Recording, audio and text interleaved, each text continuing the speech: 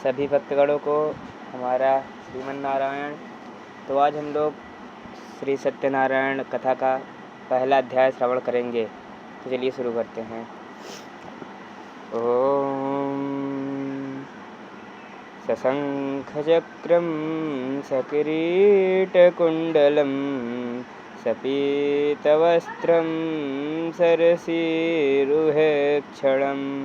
सहारवक्षस्थलकौस्तुभश्रियं नमामि वेष्टुं शिरसा चतुर्भुजं शान्ताकारं भुजगशयनं पद्मनाभं सुरेशं विश्वाधारं गगनसदृशं मेघवर्णं शुभांगं लक्ष्मीकान्तं कमलनयनं योगिभिर्ध्यानगम्यं वन्देऽहं विष्णुं भवभयहरं सर्वलोकैकनाथम्। श्री सत्यनारायण। ओम श्री गणेशाय नमः। श्री सत्यनारायण व्रतकथा प्रथमोऽध्यायः। व्यास उवाच एकदा नैमिषारण्ये ऋषयः शौनकादयः प्रप्रवच्छन्मुनयः सर्वे सूतं पौराणिकं खलु। श्री व्यास जी ने कहा, एक समय नैमिषारण्य तीर्थ में शौनकादि सभी ऋषियों तथा मुनियों ने पुराण शास्त्र के वेत्ता श्री सूत जी महाराज से पूछा। ऋषयः ऊचुः व्रतेन तपसा किं वा प्राप्यते वाञ्छितं फलं तत्सर्वं श्रोतुमिच्छामः कथयस्व महामुने।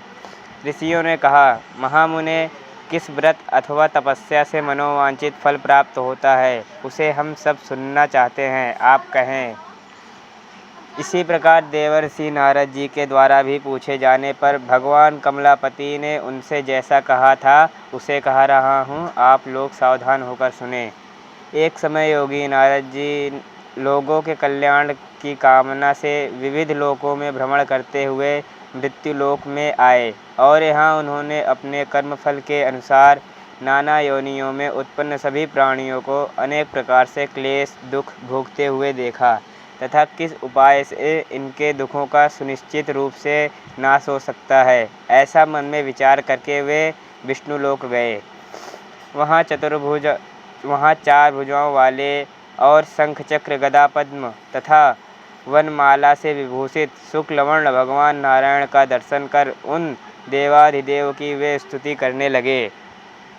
वे हे नारद जी बोले, हे वाणी और मन से परे स्वरूप वाले, अनंत शक्ति संपन्न, आदि मध्य और अंत से रहित, निर्गुण और सकल कल्याणमय गुणगणों से संपन्न, स्थावर जंगमात्मक निखिल सृष्टि प्रपंच के कारणभूत तथा भक्तों की पीड़ा नष्ट करने वाले परमात्मन, आपको नमस्कार है। स्तुति सुनने के अनंतर भगवान श्री विष्णु ने नारद जी से कहा। श्री भगवान ने कहा, महाभाग, आप किस प्रयोजन से यहाँ आए हैं? आपके मन में क्या है, कहिए, वह सब कुछ मैं आपको बताऊंगा। नारद जी बोले, भगवान, मृत्युलोक में अपने पाप कर्मों के द्वारा विभिन्न योनियों में उत्पन्न सभी लोग बहुत प्रकार के क्लेशों में दुखी हो रहे हैं। हे नाथ, किस लघु उपाय से उनके कष्टों का निवारण हो सकेगा? यदि आपकी मेरे ऊपर कृपा हो तो वह सब मैं सुनना चाहता हूँ, उसे बताएं। श्री भगवान ने कहा, हे वत्स, संसार के ऊपर अनुग्रह करने की इच्छा से आपने बहुत अच्छी उत्तम बात पूछी है। जिस व्रत के करने से प्राणी मोह से मुक्त हो जाता है उसे आपको बताता हूँ, सुने। हे वत्स, स्वर्ग और मृत्युलोक में दुर्लभ भगवान सत्यनारायण का एक महान पुण्यप्रद व्रत है। आपने स्नेह के कारण इस समय मैं उसे कह रहा हूँ।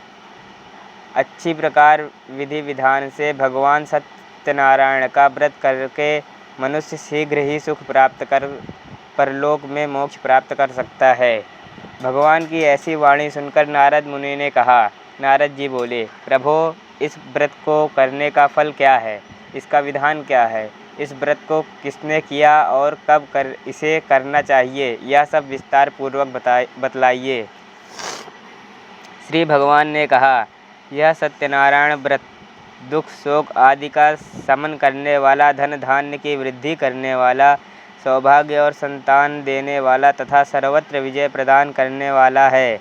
जिस किसी भी दिन भक्ति और श्रद्धा से समान्वित होकर मनुष्य ब्राह्मणों और बंधु बांधवों के साथ धर्म में तत्पर होकर सायंकाल भगवान सत्यनारायण जी की पूजा करे, नैवेद्य के रूप में उत्तम कोटि के भोजनीय पदार्थों को सवाया मात्र में भक्तिपूर्वक अर्पित करना चाहिए। केले का फल, घी, दूध, गेहूं का चूर्ण अथवा गेहूं के चूर्ण के अभाव में साठी चावला का चूर्ण, शक्कर या गुड़, यह सब भक्ष्य सामग्री सवाया मात्र में एकत्र कर निवेदित करनी चाहिए।